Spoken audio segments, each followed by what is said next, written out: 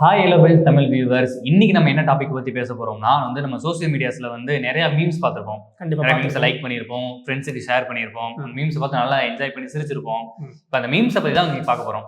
எந்த மாதிரி பார்க்கலாம்? இப்போ மீம்ஸ்னா எப்படி? மீம்ஸ்னா ஏதாவது ஒரு ட்ரோல் வச்சு ஓட்டுவாங்க, ஏதோ ஒரு இன்ஃபர்மேஷன் சொல்றாங்க. ஓகேவா?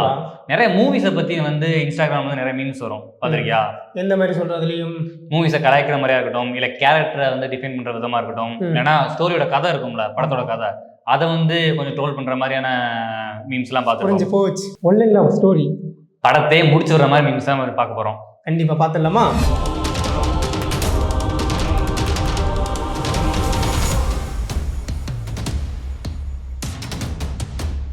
இப்போ ஒரு எக்ஸாம்பிளுக்கு மக்களுக்கு ஈஸியா புரியுற மாதிரி ஒரு மீம் காட்டுறேன். நம்ம எல்லாருமே மாஸ்டர் படம் பார்த்திருப்போம். ஆமா, பார்த்திருக்கோம். விஜய் அவர்களோட தளபதி படம் பார்த்திருப்போம். அதை பத்தி ஒரு மீம் நான் காட்டுறேன். ஃபர்ஸ்ட் இந்த மீமை பாருங்க.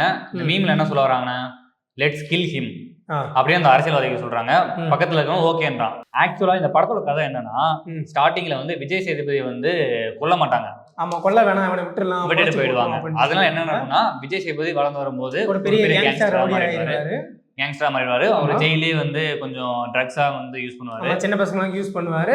அதை நம்ம தளபதி சார் நம்ம தடுத்து என்ன நடக்குதுன்னு கதை உங்களுக்கே தெரியும். அதுக்கப்புறம் அந்த கதை இதான் ஒரிஜினல் கதை. நம்ம எல்லாமே படங்கள் பார்த்திருப்போம். ஒருவேளை இந்த மீம்ல சொல்ற மாதிரி விஜய் சேதுபதியை எங்கர் வெர்ஷன்ல இந்த அரசியல்வாதிகள் கொண்டிருந்தாங்கன்னா கதை எப்படி போயிருக்கும்? ஒருவேளை விஜய் சேதுபதி கொண்டு இருந்தாங்கன்னா என்ன இருக்கும் தெரியுமா? என்ன இருக்கும்? இந்த அரசியல்வாதி கேங்கு அப்படியேதான் இருந்திருக்கும். ஆனா அந்த போதைப் பொருள் பழக்கம் பெருசா வந்திருக்காது. இவங்க சந்திரமடம் கடத்தின மாதிரி தான் அந்த படத்திலே காட்டியிருந்தாங்க. சந்திரமடம் மட்டும்தான் கடத்திருப்பாங்க. அதாவது 12 வயசு கீழே தப்பு பண்ணவங்க ஜெயில இருப்பாங்க பாத்தீங்களா, அவங்கள வச்சு இந்த மாதிரி இல்லீகல் ஆக்டிவிட்டி எல்லாம் பண்ணிருக்க மாட்டாங்க. நம்ம விஜய் சார் கடைசி ப்ரொஃபஸராகவே இருந்திருப்பாரு. இந்த மாதிரி ஜெயிலுக்கு ஒரு டீச்சரா இருந்து இந்த மாதிரி எல்லாரும் நாட்டை திருத்தி இருக்க தேவையில்லை, நாட்டை திருத்தி இருக்க மாட்டாரு. படத்துல விஜய் சார் நல்லா ஜாக் டேனியல் சார் கிடைச்சிட்டு ஒரு பூனை கூட வாழ்ந்துட்டு ஒரு பேச்சுலர் ரூம்ல இருந்துட்டு அவரோட ப்ரொஃபஸரா காலத்தை ஓட்டியிருப்பாரு. கண்டிப்பா அப்படியே தான் இவர் இந்த நாகர்கோவிலுக்கு ஜெயிலுக்கு வந்திருக்க மாட்டாரு, ஜெயிலுக்கும் போயிருக்க மாட்டாரு, ஜாலியா இருந்திருப்பாரு. என்னன்னா கிளைமேக்ஸ்லயே விஜய் சேதுபதிக்கும் விஜய் அவர்களுக்கும் சண்டை வந்திருக்காது. விஜய் அவர்கள் விஜய் சேதுபதி கொண்டிருக்க மாட்டாரு. ஒரு நார்மலான கதையா போயிருக்கும். ஆக்சுவலா படத்துல இந்த மாதிரிலாம் இருந்துச்சுன்னா இந்த மாதிரி நடந்திருக்கும். ஏன்னா விஜய் சேதுபதி அவர்கள் உயிரோட சின்ன வயசுல இறந்திருப்பாரு, உயிரோட இருக்க மாட்டாரு. விஜய் அவர்கள் சென்னையிலேயே லைஃப் ஓடி இருப்பாரு. ப்ரொஃபஸரா காலேஜ் பசங்களோட யாரும் குறிப்பா ஸ்டூடெண்ட்ஸ்ல இறந்துருக்க மாட்டாங்க. ஓகேவா? ஆக்சிடென்டா இருக்கட்டும், நார்மலா அவங்க லைஃப் நமக்கு அந்த பாட்டும் கிடைச்சிருக்காது. ஒரு வைபான ஒரு ஜெயில் சாங் கிடைக்கும். அப்புறம் கில்லி பாட்டோட ரீரிலீஸ் அந்த கபடி எல்லாம் வந்துருக்க மாட்டாங்க. இந்த மாதிரிலாம் போயிருந்திருக்கும். இதான் நம்ம பேச போறோம். இது மாஸ்டர் படத்தோட ஒரு எக்ஸாம்பிள். இதே மாதிரி நிறைய மீம்ஸ் சோசியல் மீடியாஸ்ல ட்ரெண்ட் ஆயிருந்திருக்கும், நம்ம பார்த்து ரசிச்சிருப்போம். அந்த மீம்ஸ் எல்லாம் பத்தி தான் பார்க்க போறோம். போயிடலாம். அடுத்து எந்த மீம் பத்தி பார்க்க போறோம்னா, சார்பட்டா பரம்பரை நம்ம எல்லாமே பார்த்திருப்போம் படத்தை. ஆமா, பார்த்திருக்கோம். பாக்ஸிங் படம். இந்த படத்தோட கதைக்களம் என்னன்னா, ஒரு 70s நடக்கிற பாக்ஸிங் கலாச்சாரத்தை பத்தி நார்த் மெட்ராஸ்ல இருக்கும். அந்த மாதிரி தான் ஸ்டார்ட் பண்ணிருப்பாங்க. ஓகேவா? ஹீரோ ஆர்யா தான், நம்ம எல்லாமே தெரியும். ஆர்யா என்னன்னா, சார்பட்டா பரம்பரைன்னு ஒரு பாக்ஸிங் கிளப் இருக்கு படத்துல. அவருக்கு ஒரு ஃபேனு ரொம்ப அக்கறை காமிப்பாரு. அந்த கிளப்புக்கு பசுபதி இருக்காருல்ல, அவர் தான் கொஞ்சம் வாத்தியார் மாதிரி. வாத்தியாரே மீம்ஸ் எல்லாம் பார்த்துருப்போம். அந்த வாத்தியார் தான் அந்த சார்பட்டா பரம்பரையோட கிளப்புக்கு பாக்ஸிங் நிறைய பேர் ட்ரெயின் பண்ணிட்டு இருப்பாரு. சைக்கிள்ல போகும்போது வாத்தியாரே நீ பின்னாடி உட்கார்ந்து ரொம்ப பெருமையா இருக்கு வாத்தியாரே, இந்த மாதிரி மீம்ஸ் எல்லாம் பார்த்துருவோம். இதான் இந்த மாதிரி போகும். ஒரு சார்பட்டா பரம்பரைக்கு ஒரு கெட்ட பெருமை ஆயிடும். என்னப்பா கேம் பண்ணிடுறீங்க, பழசாயிடுச்சு, தோத்துக்கிட்டே வரீங்க இந்த மாதிரி ஆகும். அதுக்கப்புறம் இது எமோஷனல் ஆகி ஆர்யா சார்பட்டா நான் அவனை அடிச்சு கப்பு ஜெயிக்கிற வாத்தியாரே நம்ம ஜெயிச்சு உள்ள போய் சார்பட்டா காண்டி சண்டை போட்டு தோத்து போய் பரம்பரையை காப்பாத்தணும், திருப்பி தோத்து போய் பரம்பரைடா திருப்பி தோத்து போய் ரொம்ப குண்டாகி திருப்பி ஒரு மோட்டிவேஷன் ஆகி திருப்பி ட்ரெயின் பண்ணி எக்ஸசைஸ் பண்ணிட்டு திருப்பி சார்பட்டா பரம்பரை கண்டிச்சு ஜெயிச்சு அந்த பரம்பரையோட நேமை காப்பாத்துவாரு. இதான் படத்தோட கதை. இப்ப நம்ம மீன் பாக்குறோம்ல, சார்பட்டா பரம்பரையோட ஒரு மீம். மீம்ல என்ன சொல்றாரு ஆர்யா ஃபைட் வித் மீன் கேக்குறாரு. எங்க சண்டை போடுறாங்க, என் கூட சண்டை போடுன்னு கேட்டிருப்பாரு. படத்துல என்ன நடந்திருக்குமா, சந்தோஷ் என்ன சொல்லியிருப்பாருன்னா ஆமான்னு இருப்பாரு, எஸ் சொல்லியிருப்பாரு, சண்டை போடுவோம், சண்டை நடந்திருக்கும். ஒருவேளை இந்த மீம்ல இருக்கிற மாதிரி அவர் நோ சொல்லியிருந்தாருன்னா கதை எப்படி போயிருக்கும்? கதை எப்படி போயிருக்கு பார்த்தீங்கன்னு ஆர்யா கடைசியில் மூட்டை தூக்கிட்டு தான் இருந்திருப்பாரு. கூட்டத்தில் கோஷம் போட்டுட்டு ஜெயிங்கன்னு சொல்லி கத்திட்டே தான் இருந்திருப்பாரு.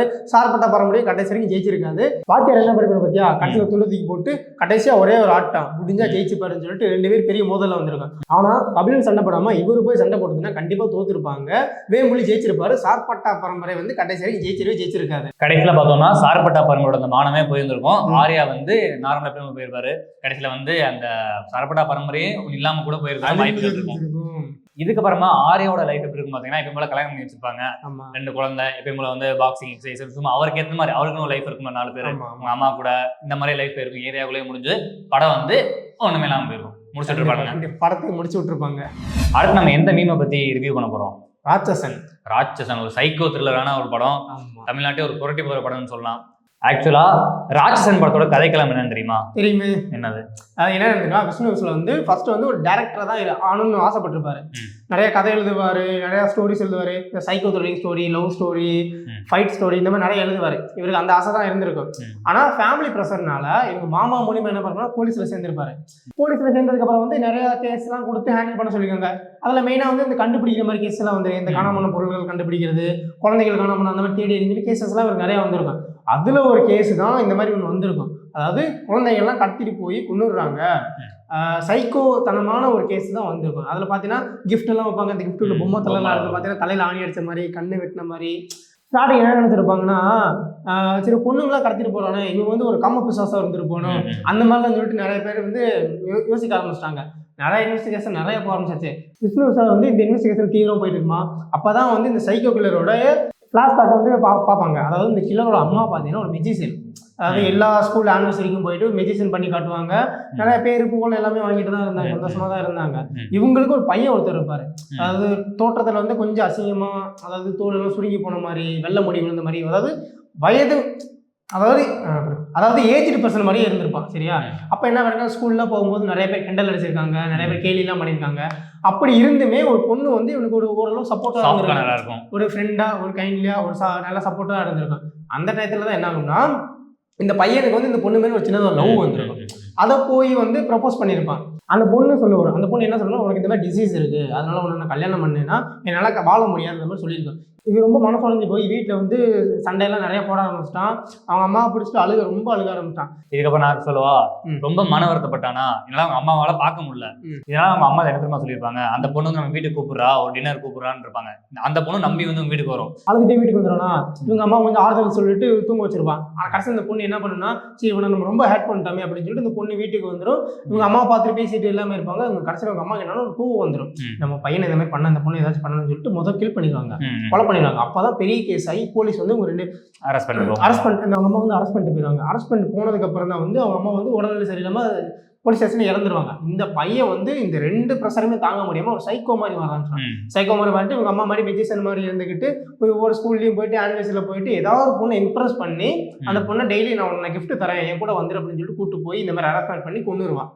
இதுதான் ஆக்சுவலாக கதையாக போயிட்டு இருந்தது. கடைசியில வந்து விஷ்ணு விஸ்வா சார் வந்து கண்டுபிடிச்சு இவங்களுக்கு ஒண்ணு கதை எப்படி போயிட்டு நமக்கு தெரிஞ்சிருக்கும். ஆனா இந்த மீம் என்ன சொல்லுது, அந்த சைக்கோ கில்லர் சின்ன வயசுல ஸ்கூல் படிக்கும் போது அந்த கூட படிக்கிற பொண்ணுக்கு ப்ரொபோஸ் பண்றான். ஒருவேளை அந்த பொண்ணு வந்து நானும் லவ் பண்ணேன்னு சொல்லியிருந்தா கதை வந்து எப்படி போயிருக்கும்? என்ன பண்ணிருப்பாங்க, சின்ன வயசுல வந்து லவ் பண்ணிருப்பாங்களா, அடுத்து சேர்ந்து காலேஜ் படிச்சிருப்பாங்க, ஒரே காலேஜ்ல படிச்சிருப்பாங்க, 2 பேருமே கல்யாணம் பண்ணிருப்பாங்க. அவங்க அம்மா பார்த்து சந்தோஷப்பட்டு இருப்பாங்க, நம்ம பையன் இப்படி ஒரு டிசீஸ் இருந்தாலும் ஒரு பொண்ணு வந்து நம்ம பையனை ஏத்துக்குச்சு, அதுக்காண்டி நம்ம பையனோட வாழ்க்கை வந்து கொஞ்சம் ஸ்மூத்தா போயிட்டு இருக்கு, மோட்டிவேஷன் கிடைச்சிருக்கும்ல. கிடைச்சிருக்கும். ஏன்னா இந்த மாதிரி இருக்க பசங்களும் இருக்காங்க. சரி, அந்த மாதிரி பசங்களுக்கு வந்து பொண்ணுங்களுக்கு கிடைக்கிறது ரொம்ப கஷ்டமா இருந்திருக்கு. அந்த மாதிரி டயத்துல இருக்கும்போது நம்ம பையனும் ஒரு நல்ல லைஃப்ல செட்டில் ஆயிருக்கான் சொல்லிட்டு அவங்க அம்மாவும் நிம்மதியா இருந்திருப்பாங்க. ஜெயிலுக்கு போய் இருந்துக்க மாட்டாங்க, அரெஸ்ட் பண்ணிருக்க மாட்டாங்க, அவங்க அம்மா கொலை பண்ணிருக்க மாட்டாங்க. அதுக்கப்புறம் இந்த பையன் வந்து 10th படிக்கிற பசங்களா வந்து கூப்பிட்டு போய் கொண்டிருக்க மாட்டான், கிஃப்ட் கொடுத்துருக்க மாட்டான். விஷ்ணு விஷால் வந்து எப்பவும் போல நம்ம போலீஸ் கேஸ் வந்து பார்த்துட்டு இருந்திருப்பாரு. இதே மாதிரி விஷ்ணு விஷாலோட மாமா பொண்ணு அவங்களும் இறந்துருக்க மாட்டாங்க. ஓகேவா? அந்த பொண்ணு இறந்துருக்க மாட்டாங்க. கொஞ்சம் நல்லா அவங்க பிசினஸோட ஃபேமிலியும் நல்ல கலகலன்னு ஜாலியா போயிருந்திருக்கும். அவங்களும் அமலாபால் மேம் வந்து கல்யாணம் பண்ணிட்டு சந்தோஷமா இருந்திருப்பாங்க. இதுலதான் டைரக்டர் ராம்குமார் வந்து ஸ்டோரியோட பிளாட்டை வந்து இந்த இடத்துல வச்சிருக்காரு. இதை மட்டும் கொஞ்சம் திருப்பி விடணும்னு வச்சுக்கோமே, படத்தை முடிச்சு விட்டுருப்பாங்க. அதாவது ட்ரெயின் போற வாக்குல லைட்டா ட்ராக் திரும்பிச்சுன்னு ஆக்சிடென்ட் ஆகுது பத்தியா, அந்த மாதிரி ட்ரெயின் வந்து ஸ்மூத்தா போயிருந்திருக்கும். இந்த பொண்ணு ஓகே சொல்லியிருந்தா, ப்ரப்போஸ் அக்செப்ட் பண்ணியிருந்தா ட்ரெயின் வந்து ஸ்மூத்தா போயிருக்கும். இந்த பொண்ணு அக்செப்ட் பண்ணனாலதான் குண்டக்க மண்டக்க போய் நிறைய இழப்புகள், நிறைய ஸ்டோரிஸ், நிறைய இன்வெஸ்டிகேஷன் வந்து படத்தை வந்து சுவாரஸ்யமா கொண்டு போயிருக்காங்க. கண்டிப்பா கண்டிப்பா. அடுத்து நம்ம பார்க்க போற மீம் எது தெரியுமா? எந்த படத்தை பத்தி தெரியுமா? என்ன படம்? பாபநாசம். நம்ம எல்லாருக்குமே ஒரு இந்த படம் வந்து சைலண்டா ரிலீஸ் ஆகி ஒரு மேசிவ் ஹிட் கொடுத்த ஒரு படம் தான் படம். இந்த படத்தோட கதைகள் என்னன்னா, ஒரு அழகான ஃபேமிலி, அம்மா அப்பா 2 பொண்ணுங்க, டீனேஜ் வயசுல. ஓகேவா? அந்த மூத்த பொண்ணு என்ன கேட்கும்னா, அம்மாட்ட வந்து கேட்கும், அம்மா எங்க ஸ்கூல்ல வந்து நாங்க டூர் போறோம், நான் போறேன். அவங்க அம்மா என்ன சொல்லுவாங்க, அதெல்லாம் போக கூடாதுன்றாங்க. அதே தான் அப்பாட்ட போய் கேட்கும். அப்பா என்ன சொல்லுவாரு, நீ போயிட்டு வா, படிப்புன்றது எல்லாமே தான், எழுதுறது மட்டும் கிடையாது, பாக்குறதும் படிப்பும் தான். அந்த பொண்ணு டூருக்கு போயிடும். ஆனால் டூர் போன இடத்துல என்ன நடந்திருக்கும்னா, கூட படிக்கிற பசங்க இருப்பாங்கல்ல, அவங்களாம் அந்த பொண்ணை வந்து குளிக்கும் போது வந்து போட்டோ வீடியோஸ்லாம் எடுத்துருவாங்க. இதை வச்சு திருப்பி அந்த பொண்ணை வந்து மிரட்டுவாங்க. ஓகேவா, அவங்க அம்மாவும் வந்து பார்த்துருவாங்க மிரட்டும் போது. அதான் என்ன நடக்கும்னா, ஏதோ கோவத்துல வந்து அந்த பொண்ணு என்ன பண்ணிருக்கும்னா, அந்த பையனை வந்து கொண்டிருக்கும். கொன்று ஏதோ தெரியாம கட்டையில அடிச்சு வந்து அந்த பையன் வந்து இறந்து போயிடுவான். அந்த பையன் யாருன்னு பார்த்தா ஒரு ஐஜியோட பையன். ஓகேவா, அவங்க பேரண்ட்ஸ் வந்து ஒரு பெரிய இடத்துல இருக்கிற பேரண்ட்ஸ். அந்த பையனை வந்து கொன்னு அந்த வீட்டிலே வந்து போச்சுருவாங்க. இது வந்து கமலஹாசனுக்கும் தெரியும். அப்பா வந்து பார்த்துருவாரு. அப்பா வந்து பார்த்துட்டு மறைச்சு வச்சிருவாரு. ஆனால் அந்த போலீஸ் சும்மா இருக்க மாட்டாங்களா, பையனை வந்து காணோம். ஸோ அப்போ இன்வெஸ்டிகேட் பண்ண ஆரம்பிக்கிறாங்க. அந்த பையனோட ஃபிளாஷ்பேக்லாம் பார்க்கும்போதுலாம் தெரியுது, இந்த ஃபேமிலிக்கும் அந்த பையன் காணாம போனதுக்கும் ஒரு சம்மந்தம் இருக்குன்னு கண்டுபிடிக்கிறாங்க. இந்த ஃபேமிலி இன்வெஸ்டிகேட் பண்றாங்க, அடிக்கிறாங்க, துன்புறுத்துறாங்க. இந்த மாதிரி பண்ணும்போது கடைசியில் வந்து கமல் வந்து ஒரு மைண்ட் கேம் ஆடி இந்த பிரச்சனை வந்து தன்னோட ஃபேமிலியை வந்து காப்பாத்திடுறாரு. இதான் வந்து படத்தோட கதைக்களமா இருக்கும்.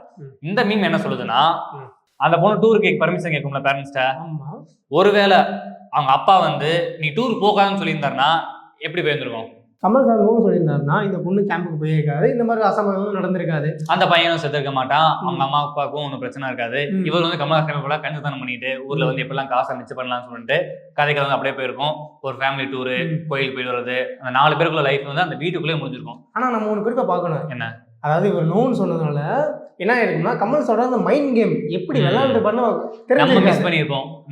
அந்த கதை வந்து அந்த நுணுக்கம்லாம் தெரியாம இருக்கும். ஒரு சுவாரஸ்யம் வந்து படத்துல வந்து இழந்திருக்கும். சிம்பிளான ஸ்டோரி, ஒரு அழகான ஃபேமிலி, ஈஸியாக ரன் ஆகிட்டு இருந்திருக்கும். அந்த மாதிரி தான் போயிட்டு இருந்திருக்கும். கமல் மெயினாக அந்த மைண்ட் கேம் பார்த்துருக்கவே மாட்டோம். நம்ம அந்த படத்தையும் முடிச்சு விட்டுருப்பாங்க. அவ்வளோதான். கமலோட படத்தை பற்றி நம்ம பார்த்தோம். தலைவரோட படத்தை பற்றி நம்ம பார்ப்போமா? ரஜினி படம் தான். அப்படி என்ன படம்? சிவாஜி. இந்த படத்தில் பாஸ் சிவாஜி தி பாஸ். அந்த படத்தோட கதை வந்து தெரியுமா? தெரியுமே. இவர் வந்து ஒரு வெளிநாட்டில் பெரிய பிஸ்னஸ் மேனு. இவருக்கு வந்து நிறைய பணமும் சம்பாதிச்சிருப்பார், புகழும் சம்பாதிச்சிருப்பாங்க இருந்துக்கிட்டு. இவர் நம்ம தமிழ்நாட்டுக்கு வந்து மற்ற மக்களுக்கெல்லாம் நல்லது பண்ணணும், அந்த மாதிரி இந்த சிவாஜி ஃபவுண்டேஷன் நேம் ஆரம்பிச்சு நிறைய ஸ்கூல்ஸ், ஹாஸ்பிட்டல்ஸ் நிறைய கட்டணும்னு சொல்லி நினச்சிருப்பாரு. அப்புறம் இங்கே வந்து இந்த கவர்மெண்ட் கிட்ட மாட்டி லஞ்சங்கள்லாம் கொடுக்க ஆரம்பிச்சு நிறைய அடிபட்டு மிதிப்பட்டு கடைசியில் ஒன்றுமே இல்லாமல் ஆகி என்ன பண்ணலான்னு சொல்லிட்டு சேலஞ்ச் எடுத்து பண்ணி தான் அதுக்கப்புறம் வந்து இவர் வந்து திருப்பி வந்து சிவாஜி ஃபவுண்டேஷன் நடத்த மாட்டாரா எப்படின்றது கதைக்களமா அமைஞ்சிருக்கும். நம்ம படங்கள் எல்லாமே பார்த்துருப்பாங்க. சூப்பர் ஹிட்டான மூவி தான், மிஸ் பண்றதுக்கு சான்ஸே இல்லை. கண்டிப்பா. இந்த மீம்ஸ்ல பாத்தீங்கன்னா எப்படின்னா, அவர் ஒரு இடத்துல ஸ்ட்ரகிளே உட்காந்துருப்பாரு பத்தியா, கையில ₹1 வச்சு பாத்துக்கிட்டே இருப்பாரு.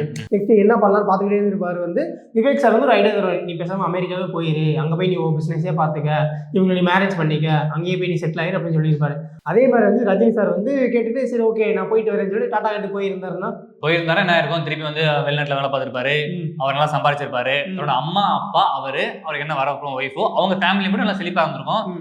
தமிழ்நாடு கவர்மெண்ட் ஒன்றும் இல்லாம மெடிக்கல் காலேஜ் ஸ்டூடெண்ட்ஸ் எல்லாம் சீட் கிடைக்காம கஷ்டப்பட்டு படிக்காம நல்ல ஹாஸ்பிட்டல் இல்லாம மக்கள் வந்து கஷ்டப்பட்டு இருப்பாங்க. சிவாஜி மட்டும் வெளிநாட்டுல இருந்து சம்பாதிச்சு திருப்பி இந்தியா வந்துட்டு திருப்பி ஒரு நல்ல வாழ்க்கையா வாழ்ந்துருப்பாங்க. நம்ம கவர்மெண்ட் வந்து மக்கள் வந்து கஷ்டப்படுற மாதிரி வந்து படம் வந்து போயிருக்கோம், படத்தையும் முடிச்சுட்டு இருப்பாங்க. ஆனா இதுல நம்ம வந்து ரஜினி சார் ஒரு கேரக்டர் மிஸ் பண்ணிருப்பான். என்னது? மட்டபாஸ் கேரக்டர். அந்த கேரக்டர் வந்து மிஸ் ஆயிருக்கும். கேரக்டர் வந்து செம்மையான கேரக்டர். வருவாரு, சண்டெல்லாம் போடுவாரு, பயங்கரமா பண்ணுவாரு, ஸ்டைல் இந்த கோட்டை கழட்டி இப்படி ஆடி வர பத்தியா ஸ்டைல். நமக்கு வந்து எம்ஜிஆர் என்ற கேரக்டர் வந்து கிடைக்காம போயிருக்கும். கடைசி சிவாஜியோட வந்து படத்தை வந்து முடிச்சு வந்திருப்பாங்க. ஆமா. இது வரைக்கும் நம்ம 5 படத்தை பற்றி பேசியிருப்போமா? அதாவது கதையை பற்றி பேசணும், நம்மளோட கற்பனை கதையை பற்றி பேசணும், சரியா? இதே மாதிரி பார்ட் 2 வீடியோ வேணும்னா நீங்கள் கீழே கமெண்ட் பண்ணுங்க. எந்த படத்தை பற்றி பேசலாம்னு சொல்லிட்டு நீங்களும் சொல்லுங்கள், நாங்கள் அதை பற்றி டிஸ்கஸ் பண்ணுறோம். எங்களோட ஒப்பீனியன் படி பார்த்து இன்னும் நாங்கள் நிறைய நியூஸ் நாங்கள் எடுக்கிறோம், உங்களுக்காக எடுத்து கண்டிப்பாக பார்ட் 2 நாங்கள் வீடியோ ரெடி பண்ணுறோம். ஓகே, பார்ட் 2 வீடியோவில் மீண்டும் சந்திப்போம். அது வரைக்கும் டாடா, பாய் பாய்.